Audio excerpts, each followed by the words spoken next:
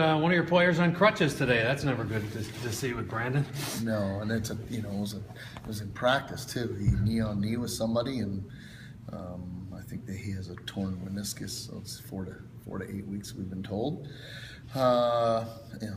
It's part of the game, but he's such a good kid. Well, you don't want to see that happen, but it happens. It must be a shock because practice, it's not like a game condition where.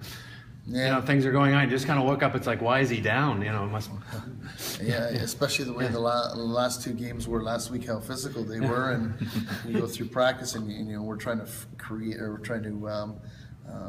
fix some mistakes that we made, and knee on knee.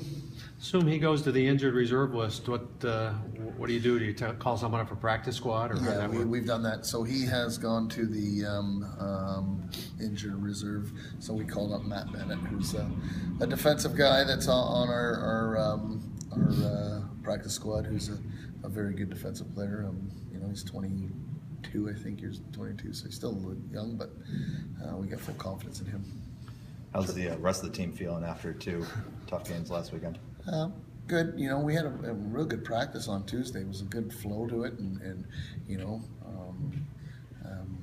we don't like to lose, obviously, but I thought we were pretty good last week. We've got some things that we need to improve on, especially our special teams, but it was upbeat and it was good.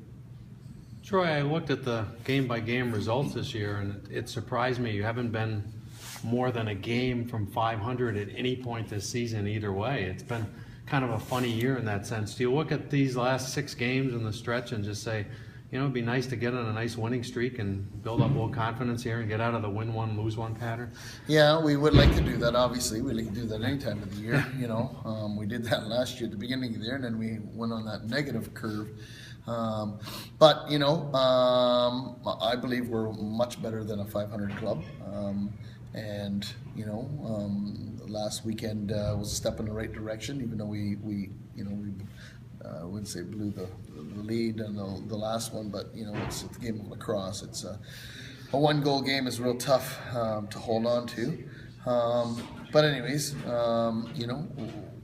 like I've said all along, it's a marathon, it's not a sprint. So, if we're going to peak, we need to start peaking and start getting going here. I was talking with Joe from Minnesota earlier, and he said he's had the really bad injury bug lately. It's almost like a different team now. Everyone's finally getting back together and ready to go tonight. That probably makes it a little different for you guys, scouting or whatever. Just the first game you played is almost irrelevant with a lot of guys coming back. Yeah, they have Callum Crawford obviously is their main guy that has put up points in this league. So he missed the last 2 games, and that you could tell that they missed him. He's such such a good player that he creates things. So we've played against Callum enough, and a couple other guys we've watched before, and we know what they're capable of, and I agree with Joe. That team is not a 3-7 team, and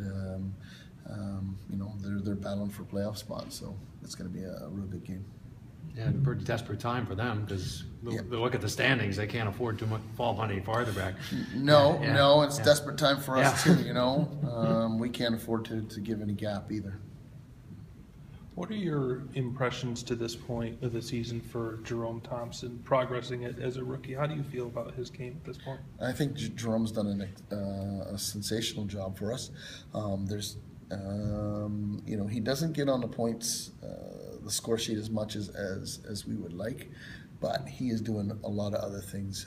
For example, last week, Friday, when JT scored that 14th goal to give us a 2-goal lead, Jerome was sealing 2 guys and created the space for JT. So everybody looks at the guy that scores, and of course, who better to have the ball in their stick? But just a smart play. So Jerome's doing a lot of the little things that the coaches notice, and we're pleased with them.